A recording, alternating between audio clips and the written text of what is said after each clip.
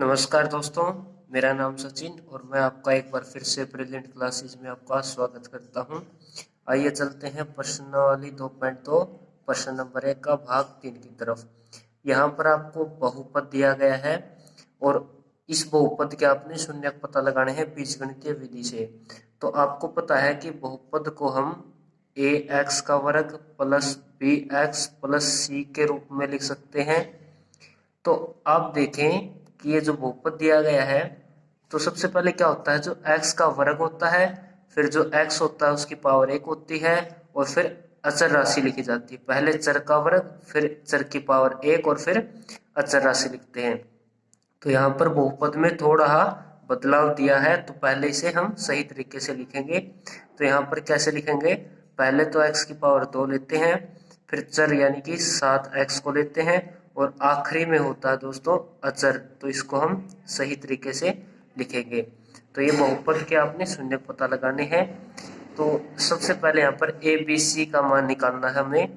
तो यहाँ पर ए का मान निकाला जो कि x वर्ग के साथ होता है यानी 6, बी का मान निकाला जो कि x के साथ होता है माइनस का 7, निशान साथ में रखें दोस्तों, और अचर राशि सी यहाँ पर क्या होगा, माइनस का 3। तो जैसे आपने ए बी सी का मान निकाला, उसके बाद आइए देखते हैं अगला क्या करें।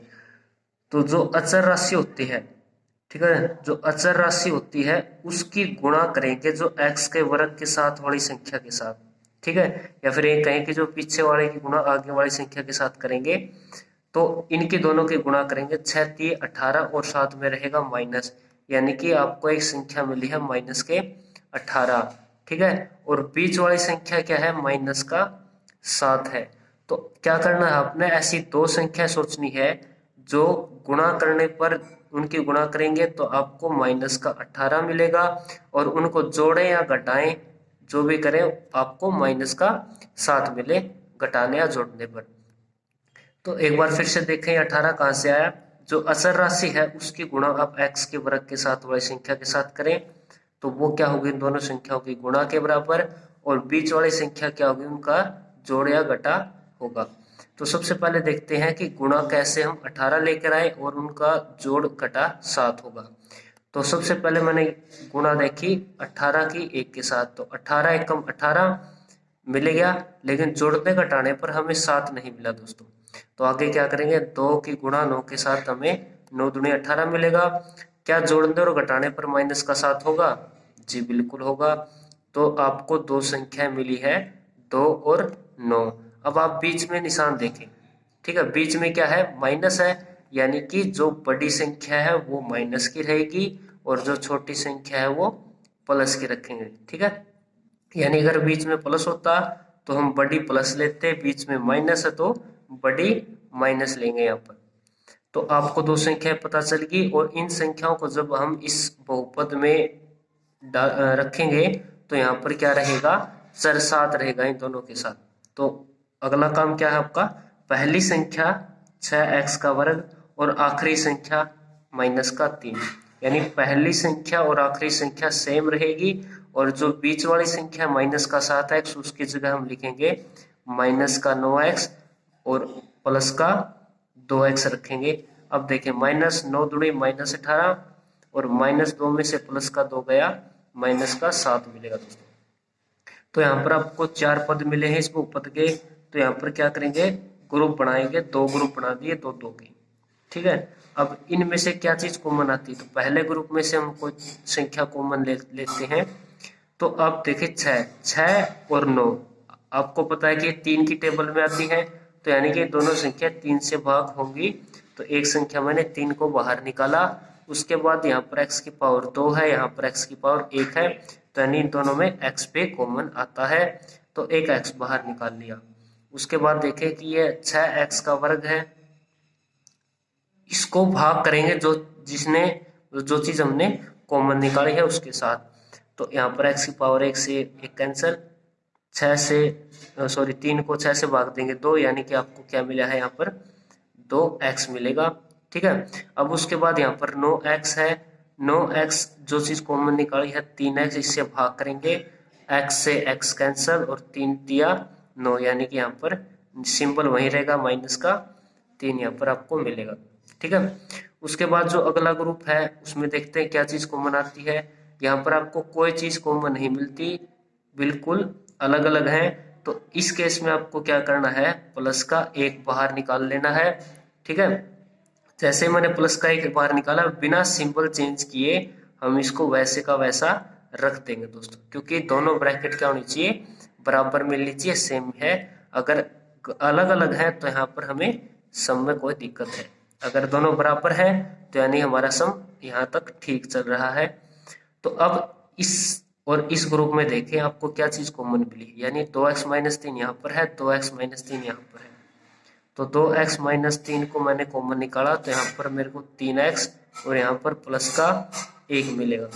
ठीक है, अब जैसे आपने दो ब्रैकेट्स पता लगाई है तो हम क्या करेंगे, इन गुणनखंड को 0 के बराबर रखेंगे, क्योंकि बीजगणितीय में किसी चर का मान निकालने के लिए 0 के बराबर रखना जरूरी है। तो 2x-3 को मैं 0 के बराबर रखूंगा और 3x + 1 को भी 0 के बराबर रखेंगे। तो यहाँ पर क्या मिला है, 2x ये है आपको, तो यहाँ पर -3 को क्या करेंगे हम 0 की तरफ साइड लेके जाएंगे तो इसका सिंबल चेंज होगा, यानी 2x = 3 और यहाँ पर x की वैल्यू गुणा है 2 के साथ, तो यहाँ पर 3 के साथ भाग में होगा, तो x का मान यहाँ पर 3/।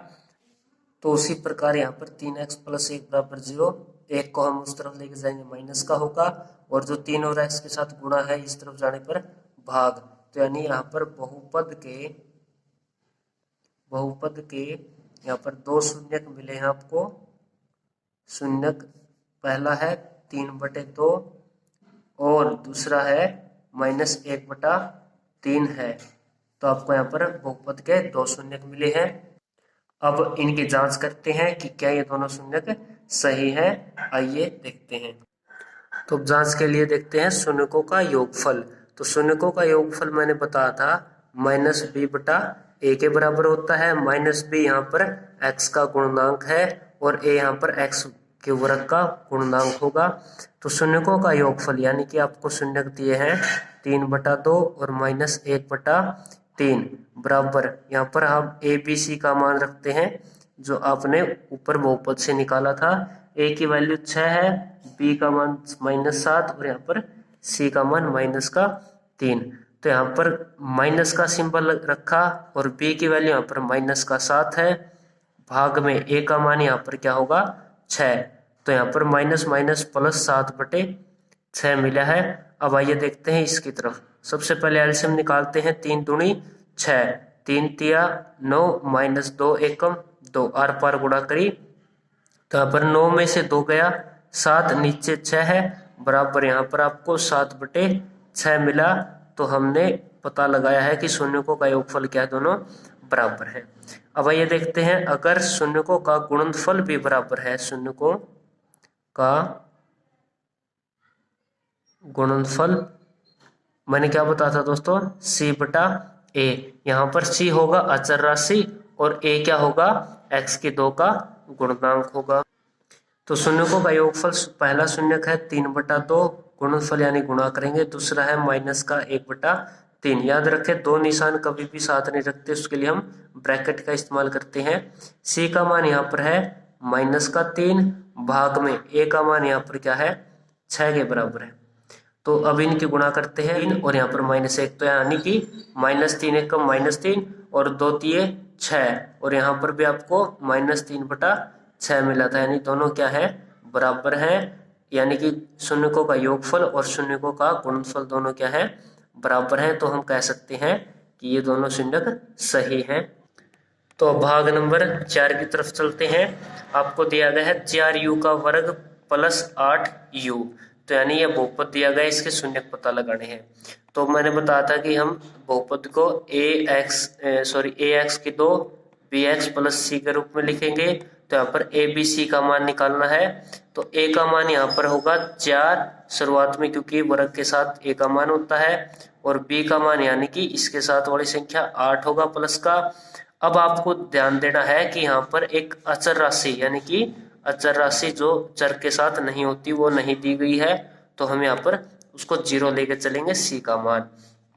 तो ये पता लगाते हैं 4u का वर्ग प्लस 8u। यहाँ पर आपको सी की वैल्यू नहीं दी गई, तो हमने क्या करना है, गुणनखंड है तो हम इसको 0 के बराबर रखेंगे, और जैसे हमने 0 के बराबर रखा तो हमने ये चीज इसमें से कॉमन निकाल देंगे। ठीक है, इसमें से कॉमन निकालना है, तो यानी कि ये 4 है और यहाँ पर 8 है, तो ये दोनों संख्याएं 4 से भाग होंगी, तो यहाँ पर मैंने 4 बाहर निकाल लिया। यहाँ पर u का वर्ग है और यहाँ पर u है, तो यहाँ पर मैंने u भी बाहर निकाल लिया। ठीक है, अब ये 4 से 4 कैंसल और u की पावर 1 है, यहाँ पर 2 है, तो यहाँ पर अकेला u बचेगा। अब बीच में प्लस का सिंबल है, अब u से u कैंसिल होगा और 4 को 8 से भाग देंगे तो आपको यहाँ पर 2 मिलेगा, ब्रैकेट बंद बराबर 0 के रखेंगे। तो एक बार जो u प्लस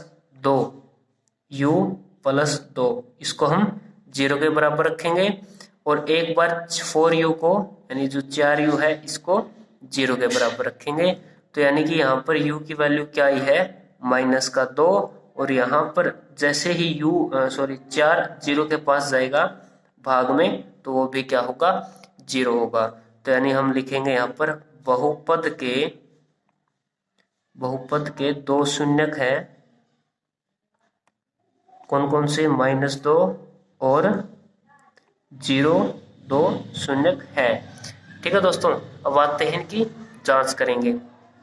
तो सबसे पहले योग करेंगे, योगफल, शून्यकों का योगफल, यानी कि फॉर्मूला है -b/a के बराबर। यहाँ पर हम a, b और c का मान रखेंगे। a का मान यहाँ पर 4 है, b की वैल्यू 8 है और c का मान 0 है। तो आप योगफल देखें, इन दोनों को जोड़ेंगे तो यानी कि क्या आएगा, यहाँ पर -2 प्लस में 0। ठीक है, -2 प्लस में 0 बराबर b की वैल्यू क्या है, यहाँ पर 8 है, और भाग में a की वैल्यू क्या है, यहाँ पर 4 है। तो इसी प्रकार -2 यानी कि यहाँ पर जोड़ने पर -2 मिला, बराबर 4 को जैसे 8 से भाग देंगे तो यहाँ पर -2 मिलेगा। तो ये योगफल क्या है, इन दोनों का बराबर होगा। अब यहाँ पर गुणनफल देखेंगे शून्यकों का, बिल्कुल वही प्रक्रिया जो हम हर प्रश्न में करते आए हैं, c/a फॉर्मूला है। गुणनफल यानी इन दोनों की क्या करेंगे, गुणा करेंगे, और यहाँ पर c की वैल्यू क्या है, 0, भाग में a की वैल्यू क्या है, 4, तो यहाँ पर आपको मिला -2 की गुणा 0 के साथ 0, बराबर में किसी को 0 से भाग देंगे तो यहाँ पर 0 आएगा। तो यानी कि ये गुणनफल भी क्या है, दोनों का बराबर है। तो हम कह सकते हैं कि बहुपद के जो 2 शून्यक होंगे वे -2 और 0 होंगे। यह हमारा आंसर कंप्लीट है दोस्तों। अगर आपको वीडियो अच्छी लगे तो इसे लाइक, शेयर और कमेंट जरूर करें। अगर आप तक हमारे चैनल को सब्सक्राइब नहीं किया तो हमारे चैनल को सब्सक्राइब करें। धन्यवाद।